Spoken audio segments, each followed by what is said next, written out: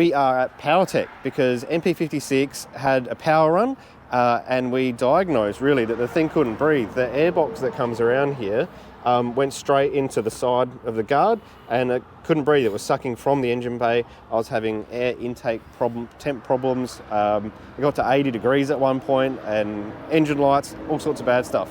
So we're back here. We put a massive snorkel on the side of it and let's see what it can do. We've got Martin, who runs PowerTech. Hello. I wanted to ask you, when is a good time to get a car tuned?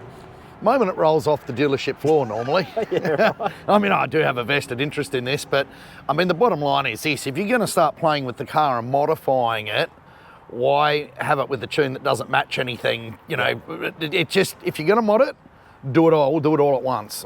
I've noticed since I put the snorkel on actually that my fuel ratios have gone right up to 19, like from probably 16. Okay. And I thought it would go the other way. I thought it would lean out, but Something we're going to look at. it's obviously that the engine is doing something not 100% right, and I think it's a good time to tune it anytime you change something on the engine.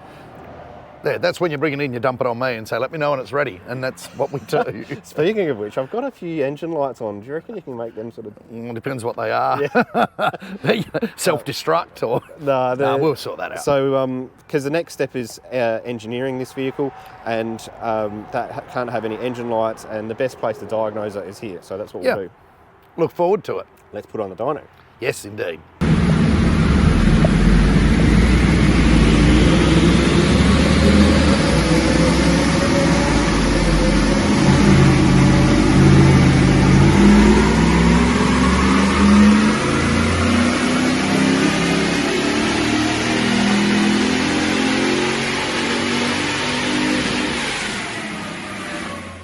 Gone away and done our thing for the day. Martin's done his thing for the day, and we'll show you the result in a minute. But of course, we've got to like stretch this out because we're YouTubers. So we're on the dyno. Speak for yourself. What's the process about when you get a car in, and especially a different engine? What do you do to tune it up? Well, conversions are always a PITA in the backside because they don't ever quite work out, just like a factory car would. It's all Nissan. What do you mean? Well, this one wasn't bad, as some of them go. It did have some problems, had some fault codes. It was all just the throttle needed to be relearnt and reset. Like there was nothing actually super wrong with it. It did present as a normal Nissan where when we ran it up initially it was very rich and the timing was quite retarded. So basically we got our power out of adjusting the air fuel ratio to where you'd want a correct sort of number for peak performance and best economy, and adjusted the timing so that he was optimum. You know, they design these things to just about run on kerosene. So, you know, they're far from optimised for Australian fuel. So this is where the gains came from. We went from 220 the first time you brought it in. We made a nice clean 20. So it makes 240 now.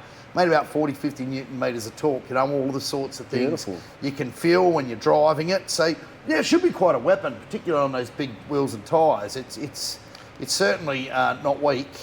I was told the car that we got this out of, the engine was actually had some sort of a tune in it already. So it looked pretty stock, that ECU. Oh, did it? Yeah. Oh, there you go. Yeah. It wasn't super modded or anything, but it made good numbers. So you know, I'd be pretty happy with that, and it should, appearance-wise, just be quite a durable thing. I'm stoked. Like having really great.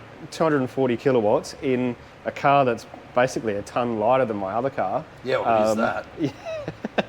I think we need to go do some So road is the grades. Titanic. All right, I need to get in the driver's seat now and go and drive it. Thank you, Martin. Appreciate it.